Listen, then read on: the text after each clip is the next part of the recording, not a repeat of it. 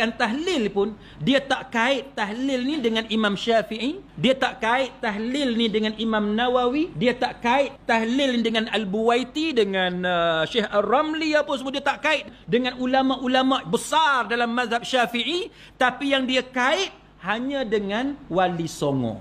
Nak cerita sejarah ni kena cerita betul Benda tu datang daripada mana? Tuan tunjuk kat saya, ada tak tahlil ni berasal daripada tanah Melayu, semenanjung tanah Melayu? Tak ada. Bila kita cari, kita tak jumpa. Yang kita jumpa sejarah dia datang dari Indonesia, dia datang daripada tanah Jawa dan sebagainya, dan yang memperkenalkan ini adalah Wali Songo.